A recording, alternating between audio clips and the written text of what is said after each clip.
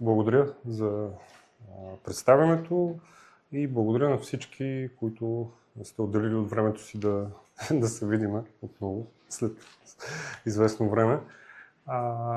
Сега Васил съм аз, заедно с всички останали от екипа на Лабак. Тази вечер ще ви разкажем накратко какво направихме миналата година и какво сме планирали за тази година.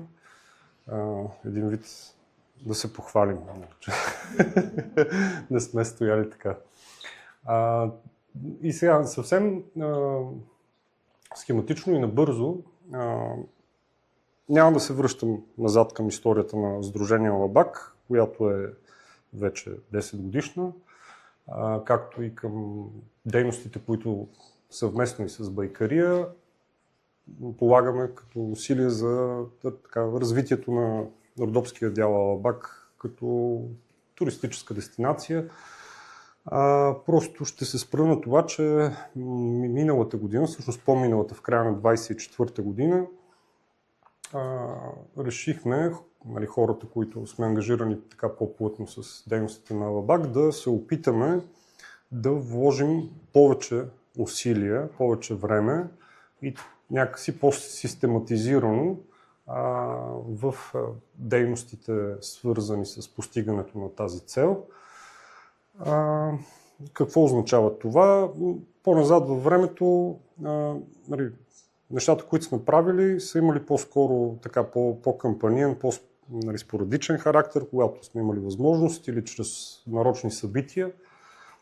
Миналата година решихме да направим един по-амбициозен план, който залагаше основно на това да отделим много повече време за извършване на регулярни обходи на пътеките в района. Пътеките, знаете, че се ползват както за колездене, така и за пешеходен туризъм. И не са само пътеки, има и горски пътища. И идеята беше чрез такива регулярни обходи да сме сигурни, че са проходими, че са в добро състояние, че маркировката се поддържа, т.е. ние я поддържаме, за да я има, тъй като знаете, че често става обект на разни вандалски прояви или просто си старее с времето. И на базата на плана включваше не само това, но и други дейности, като например решихме да отделим много повече внимание на публичността, т.е. да даваме повече информация за това какво правим, какво се случва, да отделим повече внимание на така наречената информационна обезпеченост, т.е. да добавяме повече информация в платформите, които ползваме като, да речем, Strava, OpenStreetMap или TrailForks, Google Maps включително. Така че района да има достатъчно много налична публична информация, т.е. човек да може лесно да се ориентира и да намери интересни места за себе си. Като част от тази идея за по-добра информационна обезпеченост си поставихме и една амбициозна задача да обновим изцяло страницата на Лабак, която вие познавате най-вероятно, labak.info. Тя е стартирана от павката преди доста години с идеята да бъде GIS платформа, върху която се визуализират маркираните маршрути, визуализират се интересни обекти и така нататък. Сега амбицията ни е да надградиме това, т.е. да имаме един чисто нов сайт, който използва, разбира се, тази информация, която има в GIS платформата, но освен това да обърнем повече внимание и на други аспекти, страни от живота на Лабак. Какво имам предвид? След малко и ще разкажем по-подробно, но, например, искаме да обърнем повече внимание на хората, които живеят в района, на техните традиции, на, да речем, местните производители. Един календар с всички така интересни празници през годината, които са характерни за мястото. И естествено да представим цялата тази информация по един така да го наречем лесен за ползване начин. Тази задача се оказа доста така по-амбициозна, отколкото си представяхме първоначално. И за съжаление не успяхме да я свършим изцяло през миналата година, т.е. сигурно сме свършили половината от нея и продължаваме през тази. Не, имам пред за цялата страница. Така че продължаваме през тази година и се надяваме до началото на лятото да го имаме вече на живо сайта, така че да може да се ползва и да работи за постигане на целта като цяло. Така че да, виждате, това е информационната обезпеченост и публичните комуникации са една така важна тема, за която сме работили през миналата година. За съжаление, Лина не е успяла да дойде май, но да, тя е човек, който основно се занимава с социалните мрежи, т.е. нещата, които виждате във Facebook и Instagram, са до голяма степен нейна заслуга. Друго нещо, което успяхме да направим е да проведем 4 организирани събития. Някои от вас са участвали на живо, т.е. знаете какво се е случило. Други вероятно сте ги видяли представени в социалните мрежи, но грубо казано традиционното събитие в района на Варвара, което продължи няколко дни миналата пролет. След това имахме едно събитие около Велинград, което беше насочено към това да възстановим изцяло, т.е. да създадем на практика нова пътека с дължина около 2 км, защото старата пътека беше унищожена заради дърводобив. Просто беше направен един горски път на едното място и се наложи да я направим отново. И също имахме едно събитие, в което то беше комбинирано, още работа по пътеките около Велинград и възстановяването на един туристически заслон в района на Велинград, който беше рухнал буквално, но успяхме да го направим буквално изцяло да го възстановим наново. И четвъртото събитие беше един хубав уикенд с изгрев на връх Милеви скали, който е вероятно атрактивното, привлекателно място в района на Лабак. Валю и още двама души посрещнаха изгрева с гайди, беше много хубаво. Така че да, всичките тия събития те са изцяло насочени към постигане на тези цели. Така, нещо друго, което през тази година, през лятото стана факт, това е обявяването на тя обхваща най-високата част на връх Голяма Сютка. Сега Голяма Сютка, чисто географски не е в Алабак, в съседния Родопски дял се намира, но това е една процедура, която продължи 2 години почти, толкова отнема при добро стечение на обстоятелствата създаването на една защитена местност и Сдружение Алабак беше един от съвносителите на това предложение. Сега, тази история, тя има развитие последващо след това, но това е предмет на друг разговор, който сигурно ще ви разказвам някой друг път. Въпросът е, че в момента има такава защитена местност. Тя обхваща най-високите части на връх Сютка и там са нарисувани животинки, за които това е местообитанието, това е техният дом, т.е. целиме опазването на това местообитание. Сега, цялата работа в цифри, миналата година, планирайки всичко това, което ви разказах, ние се опитахме да го устойностим и бяхме разработили бюджет в 2 варианта, минимален и максимален. Максималният бюджет, който се стремяхме да събереме, мисля, че беше около 28 000 лева, левове още тогава, минималният беше 28, максималният беше 40. Бяхме разработили различни сценарии, в зависимост от това какво ще успеем да съберем като дарение. В крайна сметка успяхме да съберем 22 000 лева, т.е. както е написано там, това са почти 80% от минималния бюджет, който бяхме заложили, което го отчитаме като много голям успех, защото в крайна сметка всичко, което правим, разчита основно на помощта от нашата общност, грубо казвам. Било то чрез финансови дарения или било то чрез участие доброволно в дейностите. И по тази причина на края на годината ние се опитахме да устойностим по някакъв начин този нефинансов принос, да го наречем така, т.е. колко време сме вложили като човек от дни или човек от часове, за да реализираме тези дейности.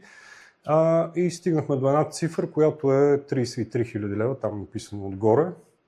Ако се чудите как стигаме до тая дейност, просто на събранието, общото ни събрание, помежду си се договорихме, че приравняваме един час на стойност 12 лева, което сме счели, че е нещо така ориентировачно валидно за това, което правим.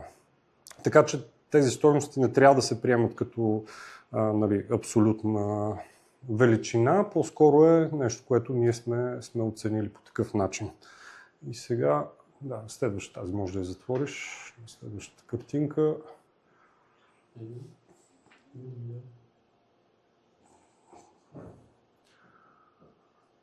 Тя е тук. Това е един интересен поглед върху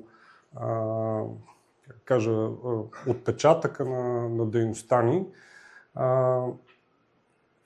Както ви споделих, това, което... всъщност ние събрахме 22 000 лева. От тези 22 000 изразходвахме 15 500, за да реализираме това, което сме направили. Тоест имаме един остатък, който е в рамките на около 6 000 лева от миналата година. Това нещо не бива да се приема като печалба, нали е това целта. Просто това е остатък, който ще използваме през настоящата година, за да реализираме бюджета, който пък в момента сме си поставили за цел. И всъщност тук има един интересен показател, според който всеки един лев, който е дарен за дейностите, които сме реализирали, всъщност е довел до по-голяма стойност, която е 3 пъти по-голяма, благодарение на това, че сме обединили тези финансови средства с нефинансовия принос, за който споменах аз. И в крайна сметка, пак това са едни, разбира се, относителни цифри, но ние се опитваме да предположим чрез дейностите, които реализираме, как това реално влияе на местната икономика, защото в крайна сметка, като говорим за развитие на района, то един от аспектите е икономическото развитие и грубо казано сме си представили на базата на някакви показатели, че сме привлекли около 700 души, т.е. това не са 700 индивидуални човека, а 700 посещения в района за изминалата година, които в крайна сметка са разходвали може би около 60 000 лева в местни услуги, било то за настаняване, храна, гориво, каквото се сетите, което прави човек, отивайки на някакво място. С други думи, това показва, тези цифри са интересни, че с бюджета, на който сме изразходвали финансов реално, тези 16 000 лева, за които ви казах, сме генерирали общ ефект над 100 000 лева. което показва и този показател 1:7, т.е. всеки вложен лев сме докарали 7. И има един друг интересен аспект, който касае това, сега не мога да съжалявам, но темата в момента е актуална за НПО-тата. Това, което сме направили, всъщност е спестило около 50 000 лева обществени средства. Ако това, което сме правили, поддръжка на пътеки, информационни табла, сайтове и така нататък, ако се възлага на фирми през обществени поръчки, които общината финансира, което знаем как се случва, то би струвало поне толкова. Тоест, това е един друг аспект на дейността ни. И още една картинка, която показва малко повече в цифрите.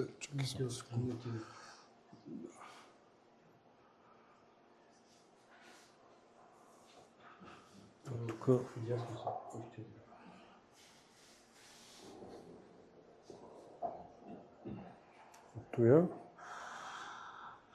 Да. Ето го минималния планиран бюджет за миналата година 28 500 лева. Реално сме изразходвали 15 500 за това, което сме правили. Останалото е 6700, което казвам, че остава за следващата година, което пък е разликата между това, което сме събрали реално 22 000 минус 15 000 и съответно как сме ги изразходвали тези средства. Вижда се, че са няколко основните пера, за които са изразходвани. Едното е така наречената материална база, второто са разходи за материали и маркировка. Съответно, тук е заслон, ако не знам, защо така го е показало, събитията и административните разходи, т.е. основно средствата, които сме разходвали миналата година, най-голямото перо е така наречената материална база. Това включва всички необходими инструменти, които пазаруваме, за да вършим тези неща, които вършим и ги поддържаме съответно. И второто нещо е, че от миналата година успяхме да се здобием все пак с джип, който ще ни е необходим за това, което правиме. Т.е. всичките тия събития, обходи на пътеките и така нататък, това вече ще бъде доста по-лесно, надяваме се. Поне достъпа до тия места. И другото, за което сме похарчили така сравнително голяма сума, това са материалите необходими за възстановяването на този заслон над Велинград. Материали маркировка, това са средствата, които разходваме, например, за да се направят информационни табла, за самия печат, производство, дървен материал за рамките и така нататък. Съответно табелките, които използваме за маркировката, за да се произведат, боя и всякакви такива текущи материали, които влизат в нужда. И в крайна сметка за събитията, които ви споменах миналата година, 4-те събития, сме похарчили, сега не си спомням точната сума каква беше, но да, 13% от 15 000, какво прави? Около 2000 лева, може би.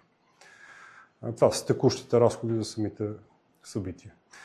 И да, имаме, разбира се, и административни разходи, които са свързани с живота на сдружението. Така че, общо взето, като заключение, това, което ние си казахме, че на общото ни събрание декември месец, отчетохме годината като успешна.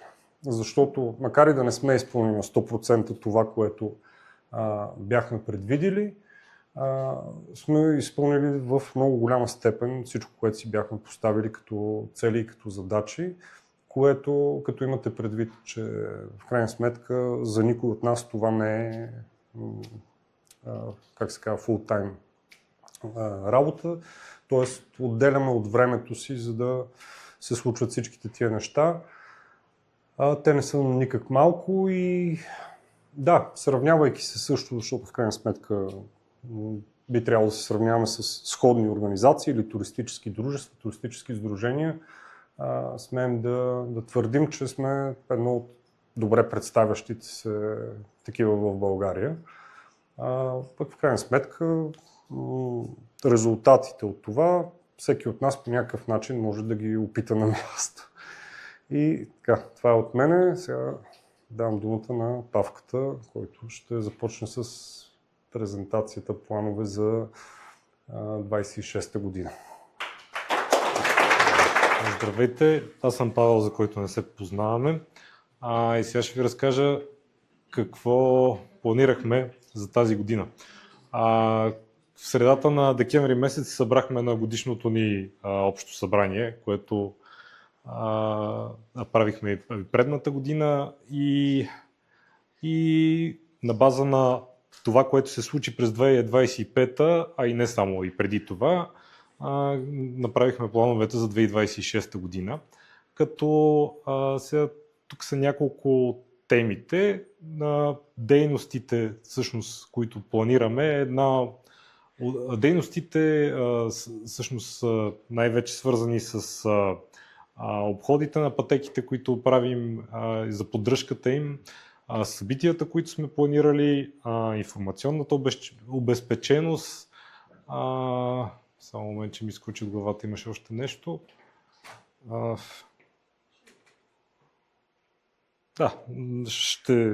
По-нататък в презентацията ще го видим.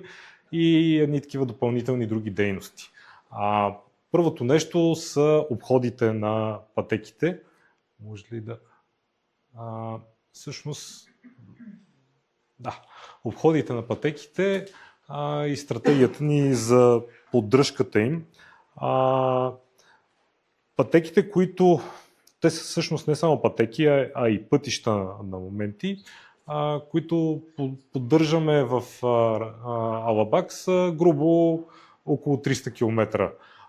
Те включват както пешеходните туристически маршрути, така и колоездачните маркирани сегменти.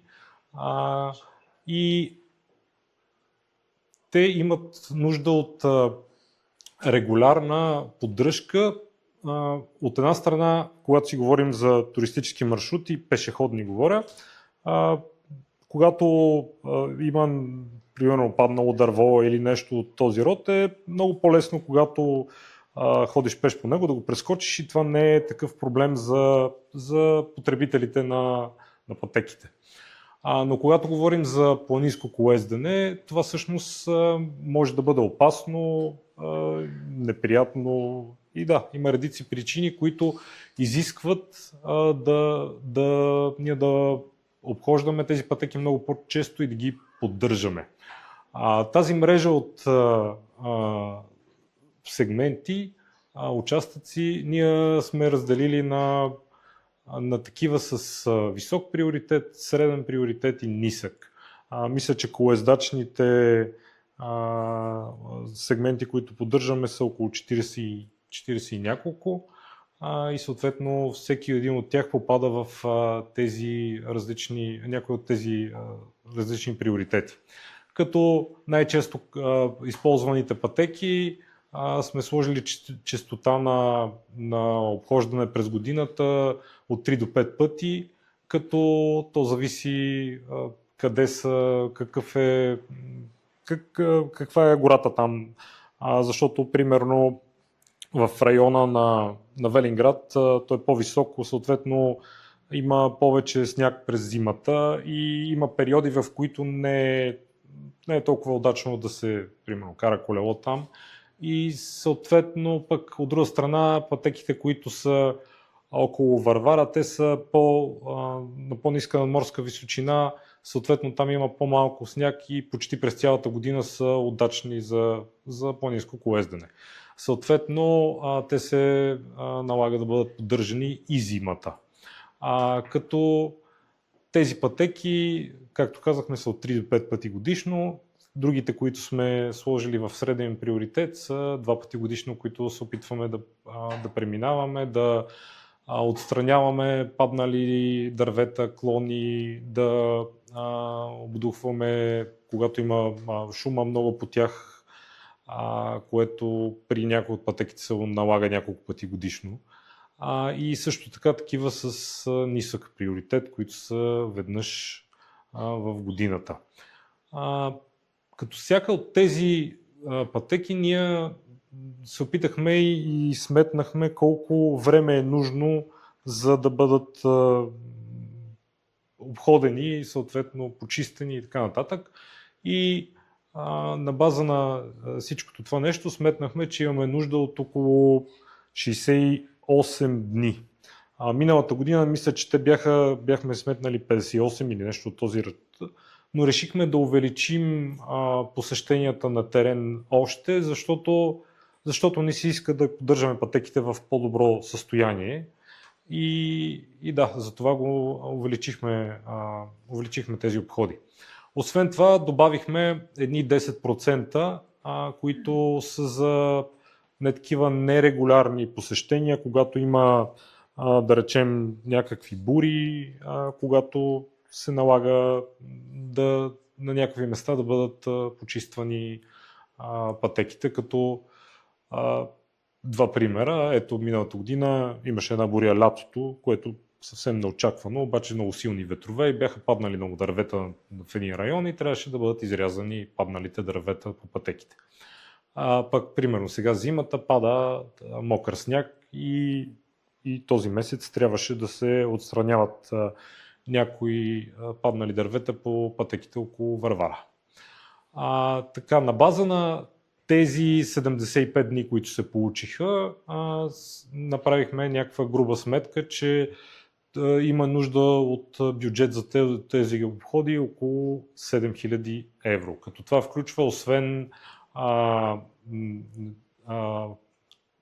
средствата, които се дават на човека, който ги прави тези обходи, също така режийни разходи, гориво, като ние, понеже това е доста работа, може да замислите 75 дни са около 4 месеца грубо работни за един човек, се опитваме да привлечем някои хора, които се занимават също са запознати с тези дейности, да ни помагат, съответно да им заплащаме тези работи, защото не можем да смогнем с толкова голям обем работа.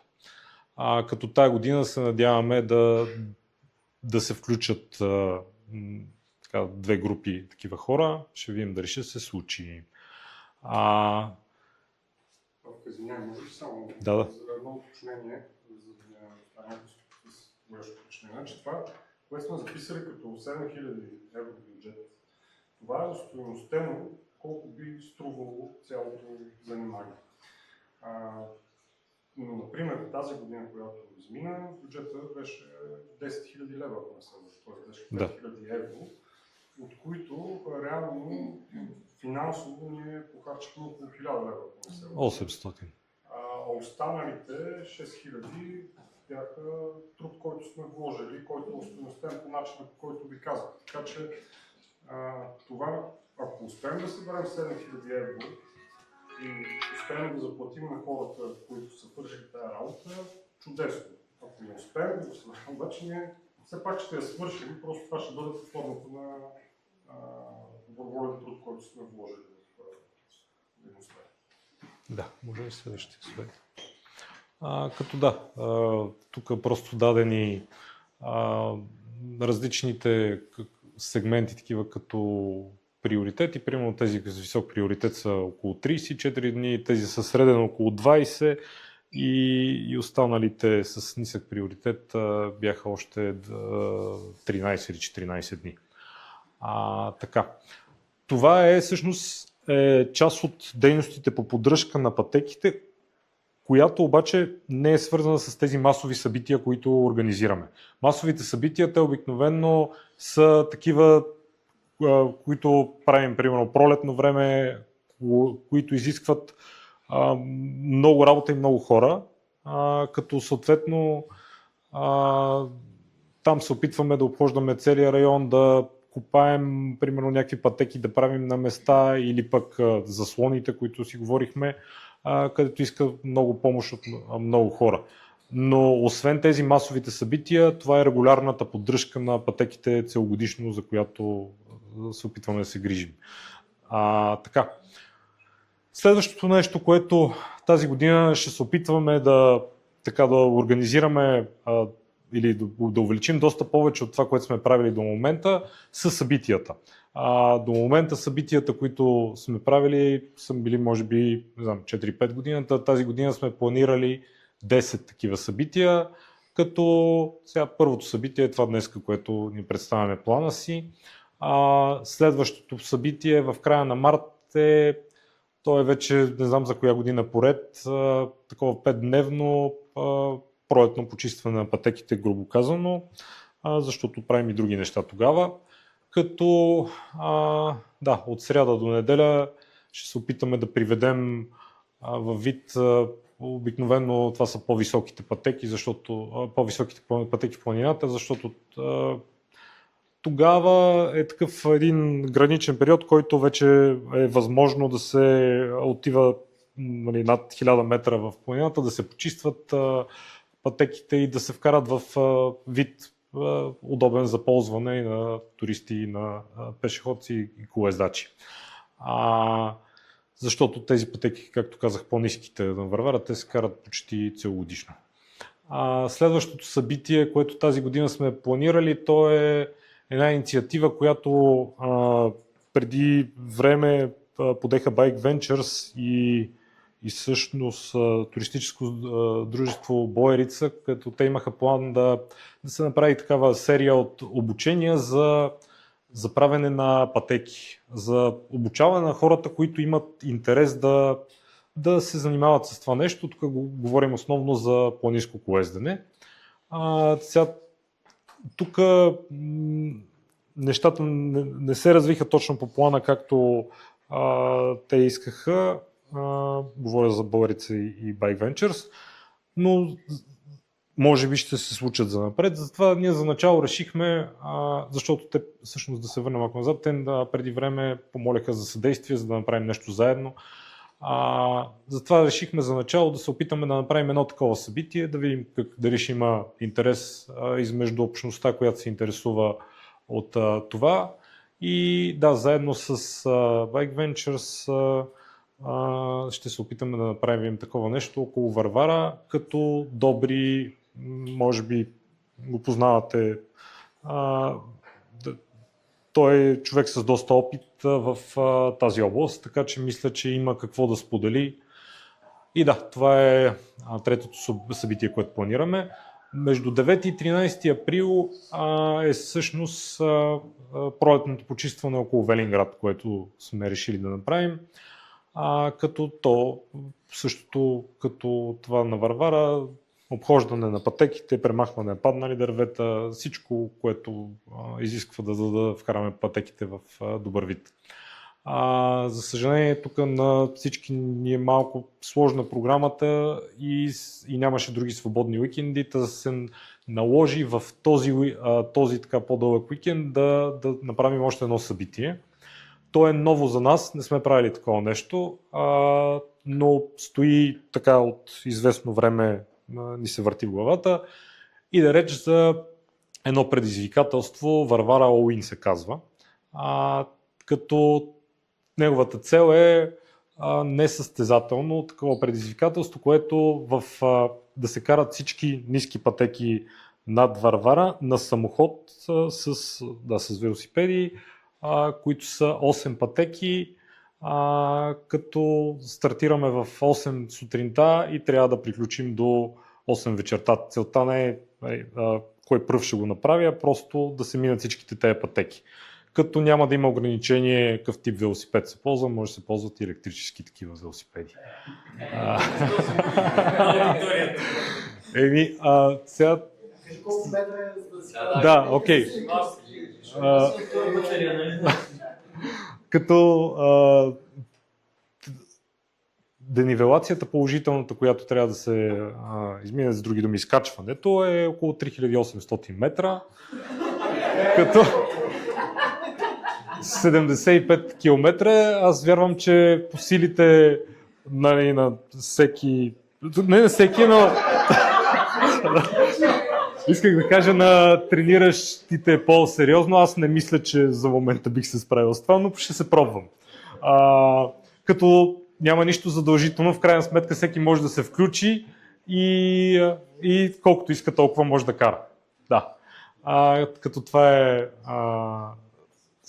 всъщност последното събитие от този слайд. След това тук следващата част от събитията Валю ще ви представи...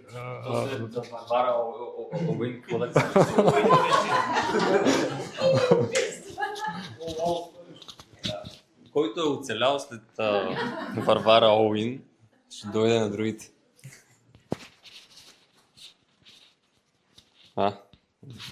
Половера нещо не хваща. Добре, става.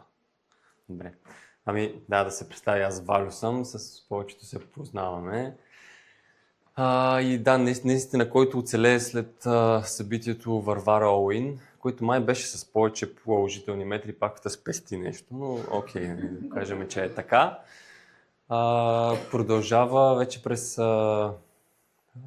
април месец нататък и до края на годината. Имаме още 5 събития. Не знам дали обърнахте внимание, бяха 5 на предишния слайд, 5 на този, т.е. общо 10. Миналата година, ако борим и представянето тук в Алабак, в Магнит, пак бяха 5, т.е. тази година са 10 събития. Това е двойно като обем, това, което сме планирали. В края на април, 25 и 26, да се връщаме към обичайните дейности, копаене.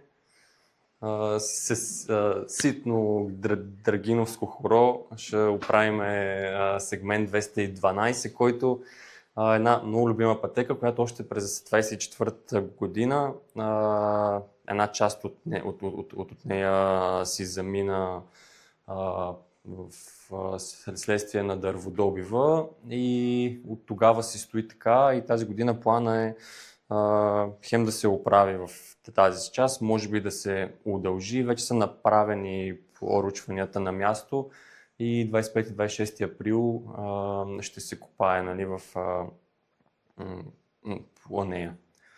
След това, вече през юли месец, второ събитие в района на Велинград, което пак е свързано с копаене. Пак е посветено на една от емблематичните пътеки на Локвата, може би повечето от вас я знаят. Тя е както пешеходна, така и колездачна. В горната си част от години, нали, се трупа една ерозия, стават едни такива ерозионни улеи, които е дошло време да се пооправят и тази година сме планирали да я обърнем малко внимание.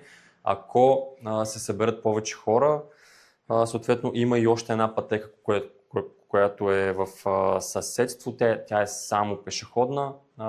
Голяма част от нея вече е проправена, но има още един участък около 2 км, който трябва да се свърже. И така ще има пешеходна връзка между местността Локвата и местността Бялата скала. Ако, нали, това го казвам за по-запознатите с района. Така че, да, отново един уикенд за копаене. След това, в средата на лятото, най-накрая ще дойде някакво по-еляшко събитие. 8-9 август ще направим вече по традиция за втора поредна година изгрев на връх Милеви скали с гайди. Миналата година се получи доста добре, нали, по моя и по други наблюдения. Имаше корбан, почерпка, нали, хапване, такова по-лежерно събитие, обаче понеже не може да е съвсем лежерно, нещо ни липсваше миналата година. И това, което обърнахме внимание, е, че района около върха, то е доста посещавано място. Лятото има доста къмпингуващи, доста животни, въобще кипи някакъв бит там и съответно има доста отпадъци. Така че докато къмпингувахме там по време на събитието, го установихме това нещо. И сега мислим да съчетаем нещата, единия ден да почистиме района, пък на сутринта съответно да си почистим и главите на изгрев съдържание, така че заповядайте, това ще е по-лежерно след предишните копания. Оттам нататък отиваме към есенните месеци, вече октомври и ноември, две събития, които нямат все още дата, предстои да бъдат уточнени, зависят от някои други фактори, затова не сме се ангажирали с дати, но и двете са доста интересни и сами по себе си са така всеобхватни. Изпреварите с линейката е една идея на павката, която преди време още се появи и сме я коментирали, говорили. Това е пак от рода на Варвара Оуин, нали, такъв тип предизвикателство, насочено към колоездачите и целта му е, нали, съответно, името подсказва да се изпревари теснолинейката, като сме определили един участък между Велинград и гара Долене. Нали, това е участъка, по който ще се случват нещата. Ако искаш да си го опишеш само набързо всъщност само набързо да кажа за това събитие. Идеята е в момента, в който влака тръгне от изхода от Велинград и премине през едни от нашите маркирани такива сегменти, ние да тръгнем, като разстоянието през планината по черни пътища е 10 км с 300 метра изкачване и 500 спускане. Като времето, за което влака стига до гара Долена е 40 минути и целта е съответно и колоездачите да стигнат за такова време до там. Пак е такова предизвикателство, не е състезание, всеки може да се пробва. До сега ние не сме го пробвали, ще видим. Но все пак съм гледал немалко други такива състезания и съм сравнявал организации. Мисля, че е възможно. Това е едното събитие. Другото, само малко ще кажа и за него, заслон Бусан Мандра. Това е едно красиво място, където се надяваме да изградим един заслон.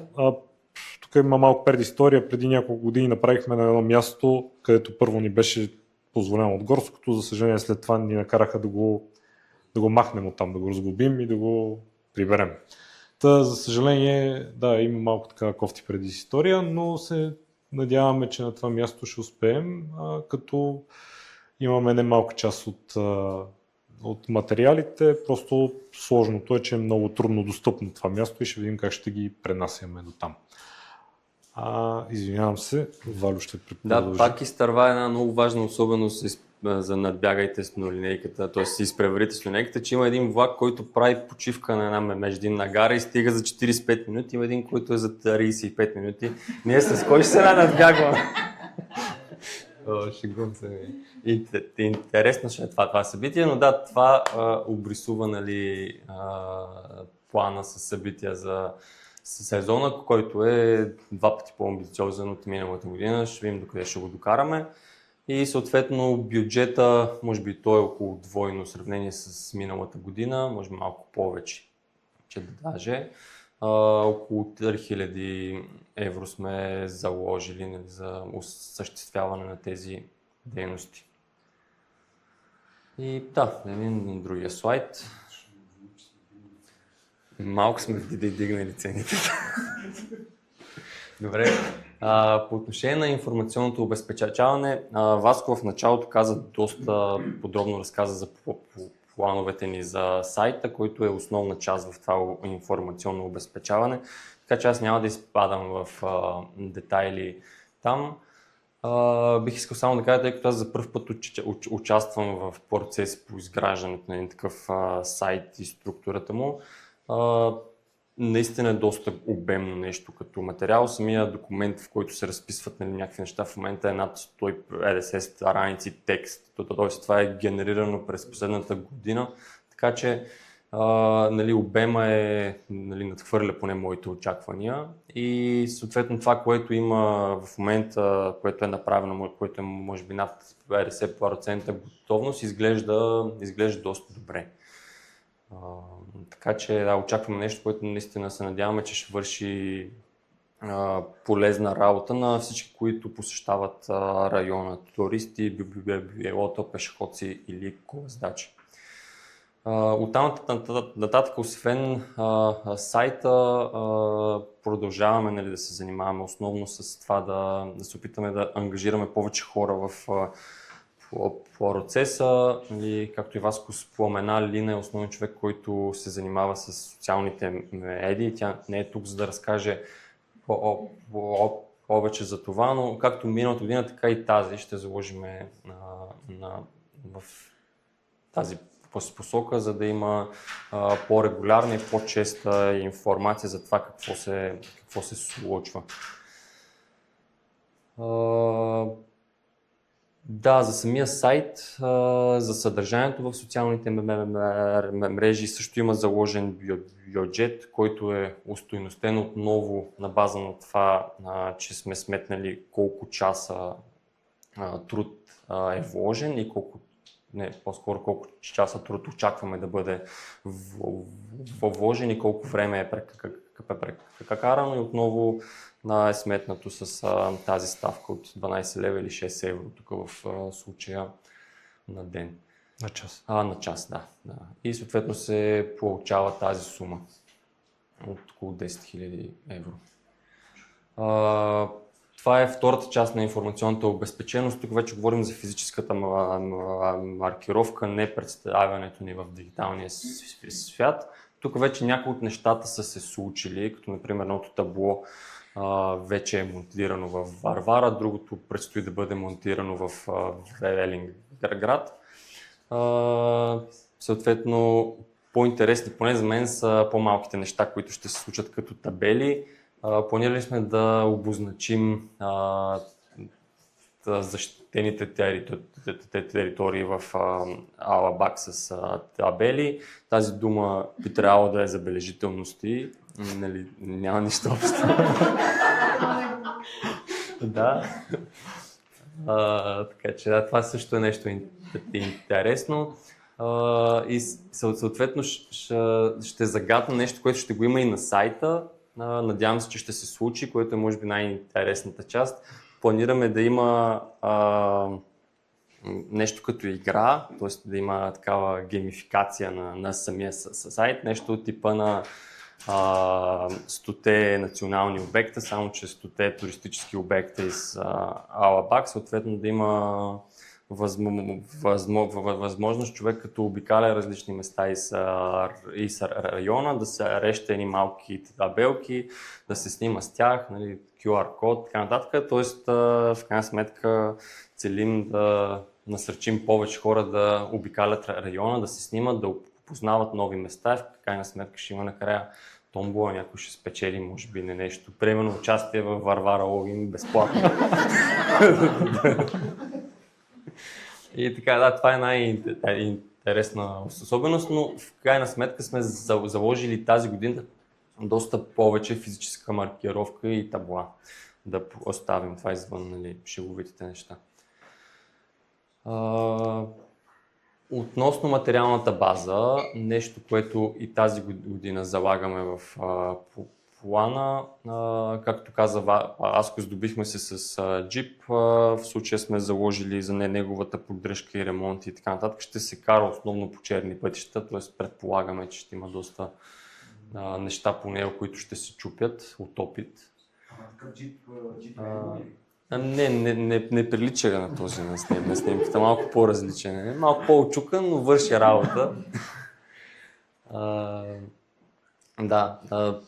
Така, вече през годините сме се здобили с доста техника и материали, но постоянно нещо се обновява, постоянно нещо трябва да се вземе още. В крайна сметка и общността се увеличава, ставаме повече хора, трябва ни повече материали, така че постоянно има нещо да се купува. И на база на това какви нужди сме установили, че има на последното ни събрание, след като си направихме равносметка на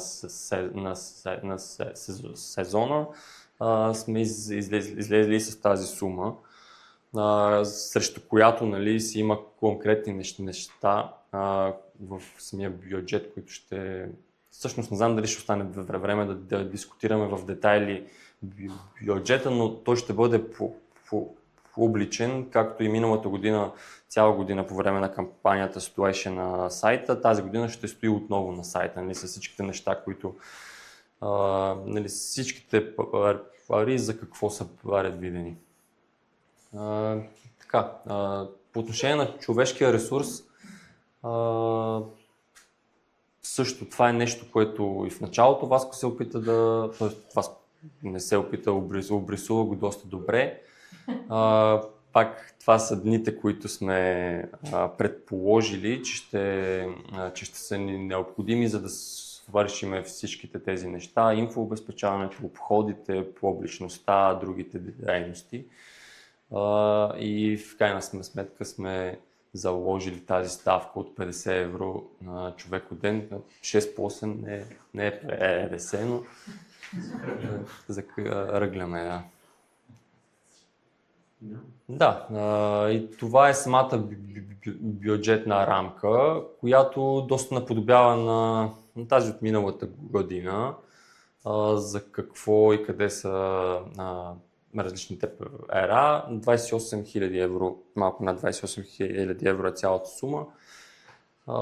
Съответно, най-голямото перо е за инфообезпечаване и социални мрежи, където може би работата по сайта и евентуалното му вече появяване би довело със себе си и повече разходи. Затова това перо набъбва спрямо миналата година. Обходите са горе-долу сходни. Административни разходи, материалната база е по-малко от миналата година, защото вече е удовлетворена нуждата от джип, която миналата година се отразяваше доста на бюджета и съответно разходите за събития са 3000 евро и така стигаме до една сума от почти 29 000 евро за тази година, които си поставяме като знаем, че е някакъв амбициозен план на фона на това, че предходната година мисля, че бяха 22 000 лева тези, които сме събрали, но въпреки това става ясно, че дори като не сме събрали целият бюджет, който сме планирали, в крайна сметка работа е свършена до голяма степен, така че не се фокусираме толкова много върху сумите. Да, те са ни служат за ориентир, за да може да устойностим и по някакъв начин да представим това, което се върши.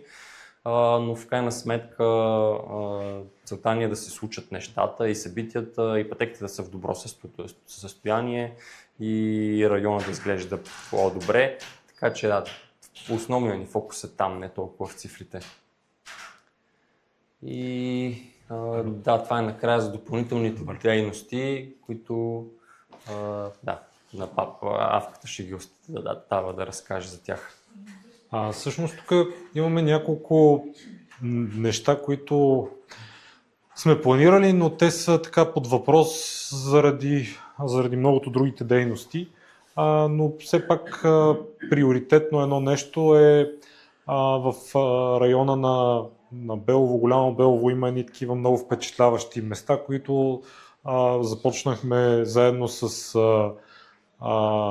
туристическото дружество Лабак Белово съвместно да проучваме, там да маркираме едни-два туристически маршрута, които тяхната идея е да покажат такива едни много впечатляващи забележителности, които ние се изумяваме, че до момента никой не не е направил нищо, че да са по-достъпни до хората. Става дума за Белската базилика от една страна и средновековния град Левке.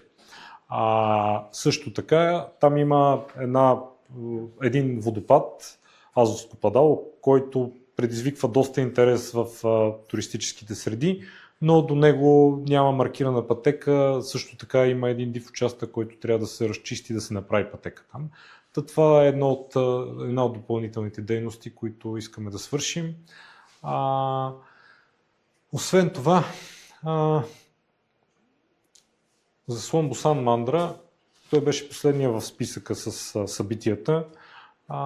Надяваме се да успеем с него. Той не е добавен в нашия бюджет, тъй като сме го оставили на последно място, защото се надяваме да имаме сили за него, но още не е сигурно, че ще успеем. А има и някои неясноти, които тепърва трябва да изчистим с превозването на материалите до там, защото е много трудно и вече сме правили няколко опита с помощта на горското стопанство, но да, не успяхме.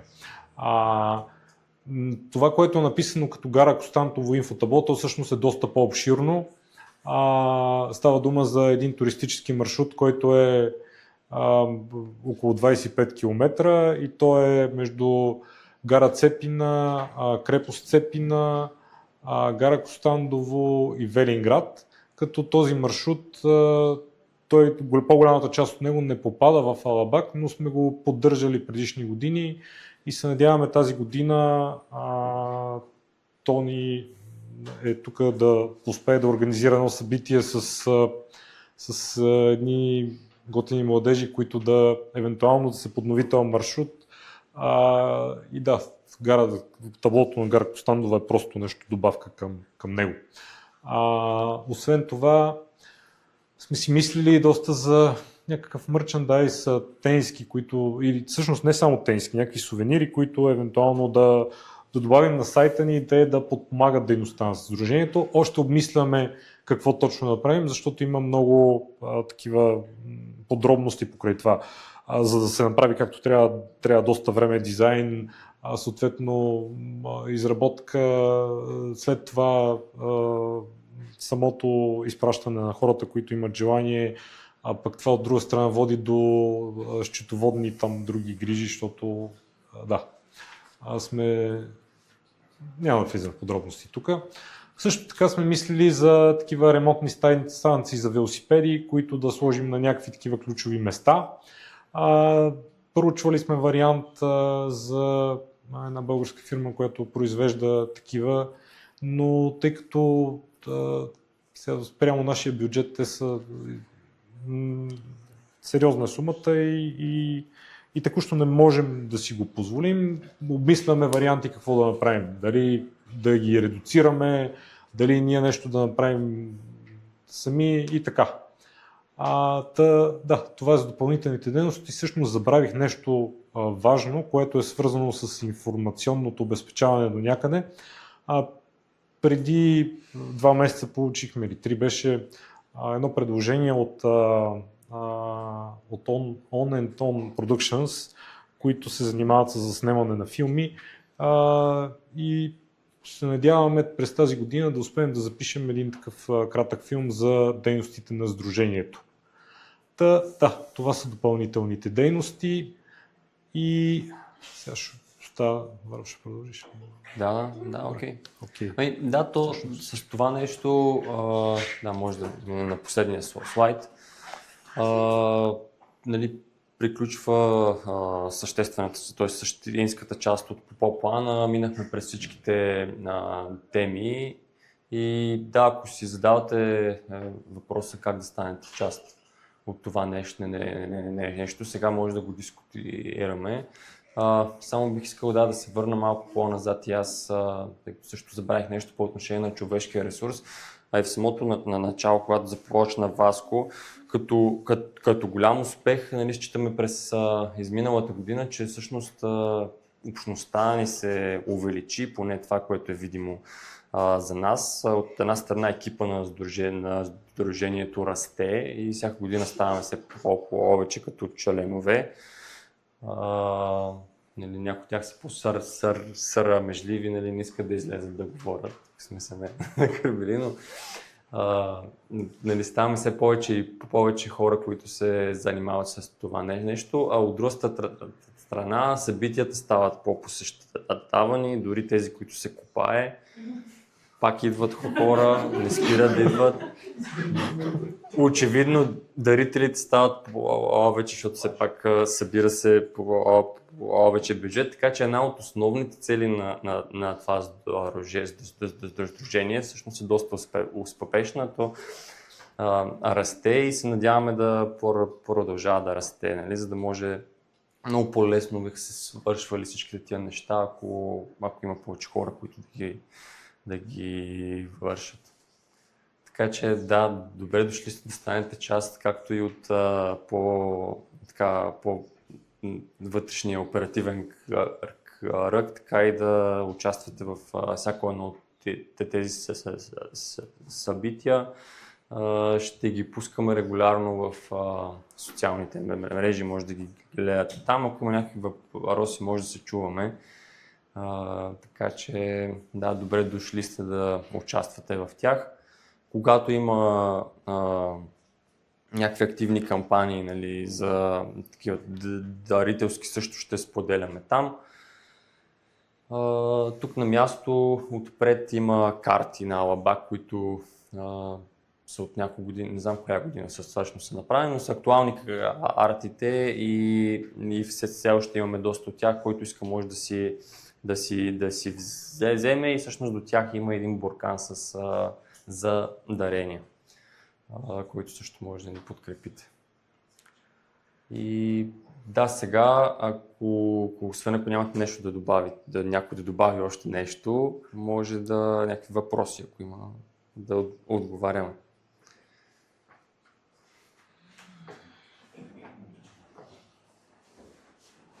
Тишина. Всичко е ясно. Всичко е ясно. Аре, с въпросите е много интересно днес. А каква е свързаността на Алабак с байкария?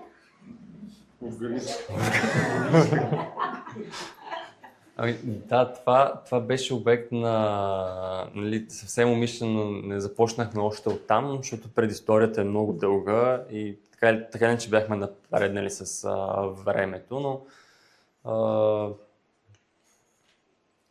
не знам, Васко, ако искаш, ти ще го обясниш, може би. По-добре. Най-общо казано е, че част от хората, които са в Сдружение Алабак, са членове на Сдружение Байкария. Просто във времето така са се развили нещата, че и двете организации, грубо казвам, сме полагали усилия за Алабак и от известно време насам тези усилия са по-скоро канализирани, фокусирани през Алабак. Така че, да. Не знам дали това беше достатъчно изчерпателен отговор. Но и Алабак по някакъв начин подкрепя байкария, нали? Може би не така изразено според мен, защото другите нестопански дейности, които са на байкария, не съм сигурен дали... Да, няма такава точно пресечена точка. Да.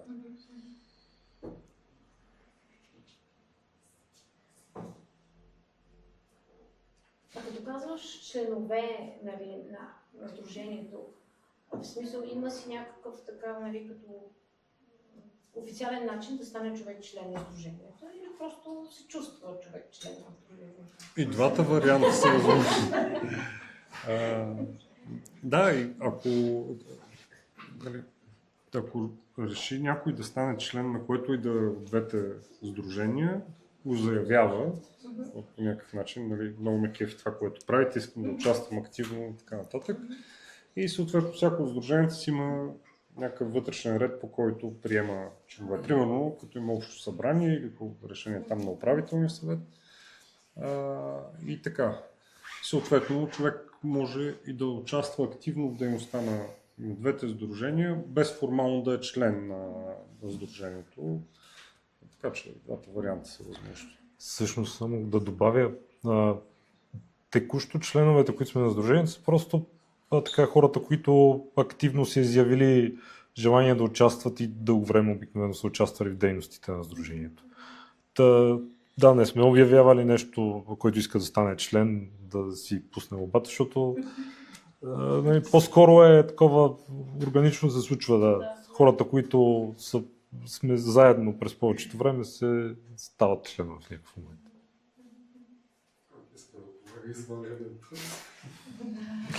Да. Относно събитията, които са април месец, на 11 април All-In и почистването, което е в големия уикенд, едното не изключва другото, за да стане абсолютен All-In.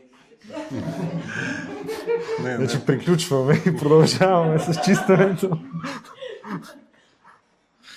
Да, чисто и просто пак се връщаме на това, че всички ние си имаме някакви други ангажименти, неща, които вършиме и така или иначе календар ни е доста натоварен през годината и се опитваме, нали, да сместим нещата, които искаме да се случат, когато има все пак възможност и се случват такива припокривания. Просто в случая предполагаме, че събитието, което е свързано с чистенето на пътеки около Велинград, това са дните около Великден, реално погледнато, вероятно ще привлече друга аудитория, различна от хората, които биха искали да отидат да карат на предизвикателството Варвара Уин.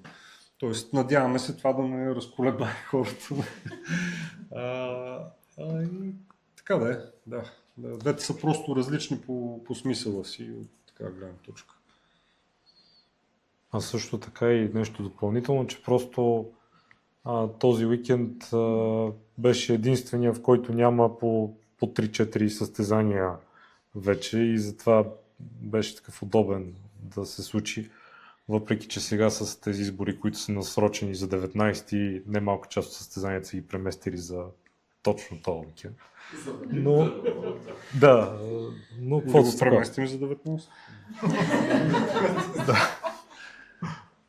Като споменахте състезания, пак има ли нещо общо с Велинград, което мисля, че се провежда? Не, няма, но сме обсъждали с човека някакви неща там по темата. Просто се опитахме нещо да споделим опит от района и така нататък, но човека, който се занимава с организацията му, всъщност е доста запознат. Да, т.е. запознахме се с човека, но вече след като беше обявено събитието от негова страна и да, сега вече надяваме се да се случи добре събитието и да все пак и то работи за същата кауза, каквато и ние до някаква степен. И така да е, тъй като Павката и Валю са по-запалени по планинското бягане, т.е. те по-добре ги виждат тия неща от такава гледна точка. Павката, примерно, има в главата си много амбициозни и готини трасета за планинско бягане, но не ни е по силите да се вземем с организацията на такова събитие. И се надяваме, че тези хора ще се вслушат в това, което Павката им дава като идеи, защото района има действително много добър потенциал за това, но изисква по-задълбочено познаване и ресурс да се организира съответното събитие. А всъщност ние преди да бъде обявено това събитие, доста време се опитвахме да намерим партньори за такова събитие. Всъщност бяха чертани трасета, всякакви от род неща, но изведнъж просто се появи събитието и решихме че окей, човек ще го организира сега, можем само да споделим нашите опити, идеи по темата, пък вече да, както дойде. Опитвали сте се на базата на това, което представихте тук като отчет за миналата година, или по-скоро мислите ли да опитате това нещо да го представите на местната власт и местния бизнес, за да търсите финансиране от тях, тъй като е много впечатляващо какво сте им спестили всъщност като средства. И може би подействало по някакъв начин. Може би тяхната цел не е да бъдат спестени средства. Ами, да, може би, ако, нали, тук, защото ние сме, когато си говорим за това какво правиме, какво планираме да правим и така нататък, бихме искали да сме позитивни в това, за което говориме. Има, разбира се, много предизвикателства, свързани с дейността ни като цяло. Едно от тях е, нали, именно в тая посока, защото реално погледнато Алабак попадна на територията на няколко общини, Велинград, Ракитово, Септември и Белово. И за толкова години нито една от тези общини не е по никакъв начин подпомогнала дейността ни. Сега аз, например, съм там член на така наречения консултативен съвет по туризъм към кмета на община Велинград, който, за съжаление, в този случай е една такава проформа, колкото да се каже, че се изпълнява закона. И на последното им заседание, на което правеха отчет за изминалата година и план за 26-та, аз им изпратих нещо подобно.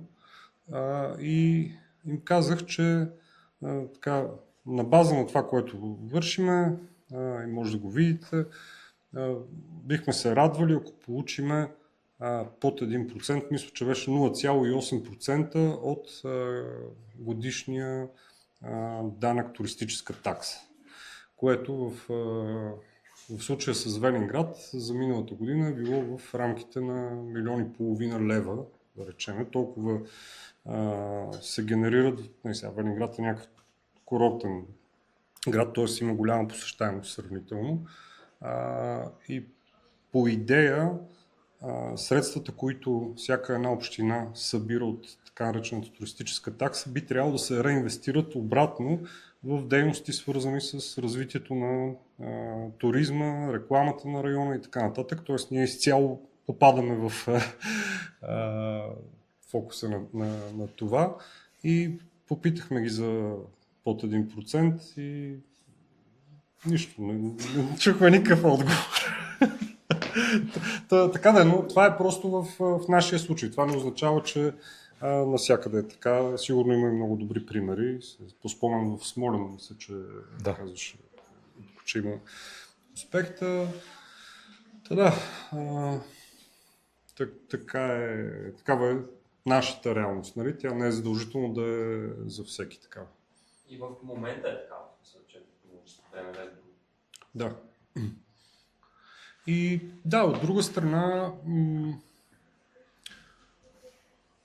естествено, неща, които ни влияят, как да кажа, демотивиращо по някакъв начин, разочароват ни и така нататък. Разбира се, това, може би на първо място е отношението на стопаните на гората, защото знаете, че в голямата си част пътеките, разбира се, не само покрай Алабак, по принцип, се намират на територия стопанисвана от съответните горски стопанства. Тоест, това е в общия случай държавна територия, която съответното горско стопанство стопанисва по някакъв начин и въпреки толкова години усилия, въпреки че се познаваме добре и това, което правиме, не е невидимо за тях и ефекта от тази работа,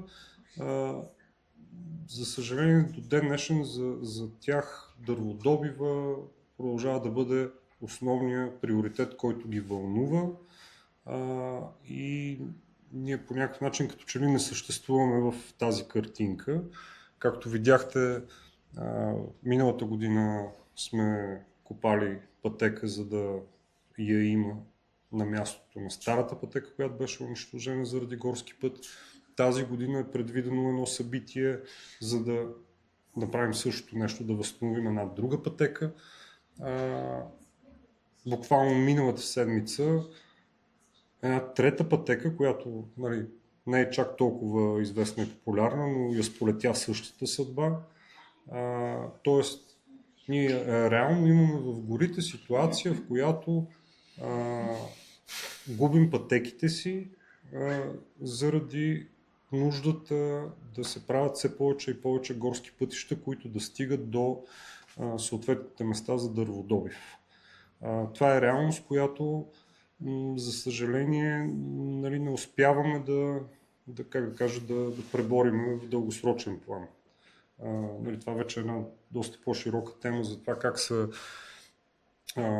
как е регулирана дейността по отношение на създаването и поддържането на пътеки, как тя се припознава въобще от съответните институции и така нататък, но може да си представите, че вероятно за тези 2 или 3 дни, които ще отделим, за да възстановим едни 2 км от някаква пътека, там ще отидат сигурно 20 души или 30 души, т.е. това са едни 60-70 човеко дни, които ще ги дадем за нещо, което можеше да не е така. Можеше да ги вложим в някакво друго усилие, нали? Можеше да направим още един заслон или каквото и да било. Сечищата били ли са легални? Не, че много ще сме чели обстоятелствата, но горските пътища, които са били проправени до тези места, били си?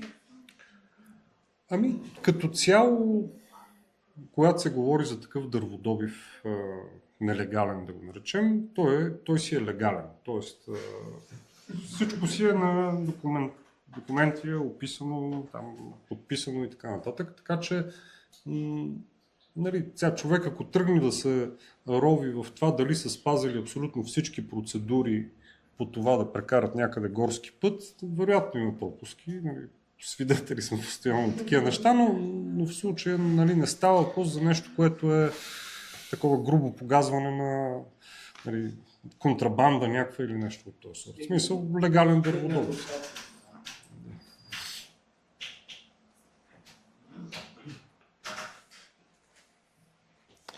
И да, другото нещо, което пак е нали, в тая посока като някаква трудност или нещо, което нас каква е точната дума, дразни по някакъв начин, то е присъствието на МПС-та по тия пътеки и пътища.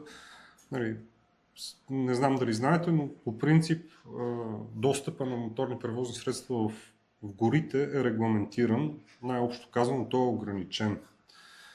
Въпреки това, реалността е съвсем друга. Нали, по пътеките има всякът се запролети, се почват мотори, АТВ-та и така нататък. Всичките тези в крайна сметка водят до ерозия на пътеките, която ерозия после пак трябва да оправяме с копаене. И даже, нали, сега да речеме, Варвара е много изгодно място за хора от Южна България, моторджийски клубове, защото отиват там, паркират си ремаркето с моторите и директно тръгват нагоре в планината да карат по едни изчистени, добре поддържани пътеки, което им идва дюшеш. И те поне са маркирани в обратната посока, ама това не ги бърка толкова. Но отново се сблъскваме с същото нещо, че стопанина на тази територия очевидно не е в състояние да приложи някакъв контрол върху това нещо. Подаваме сигнали и така нататък, но не спира това нещо.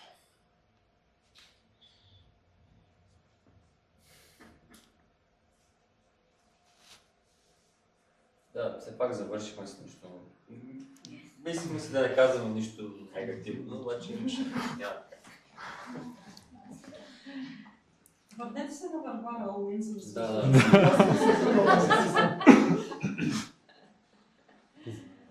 Може ли с това ребята да се участва? Моля? Може ли с това Няма ограничение, кой колкото иска.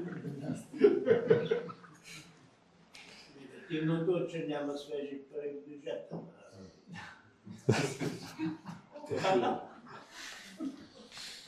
Ето как виж, ще е пълен резервуар. Магнита да Ами добре, ако нямат други въпроси, тук сме подготвили някакви неща за почерпка, така че всеки да си вземе каквото желае. И да, Ако имате желание, ще се радваме да се видим на събитията ни.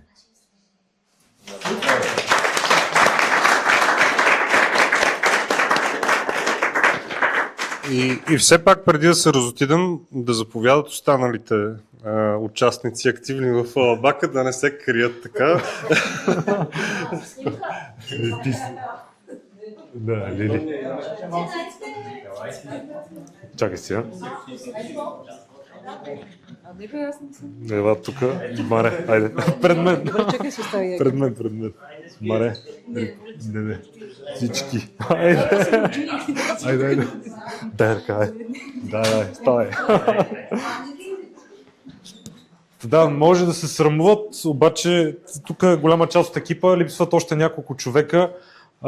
Някои от тях са малко далече, други бяха възпрепятствани, но това е голяма част от сдружението. Ние сме представители. И благодаря ви, че дойдохте за да ви разкажем какво плануваме през тази година.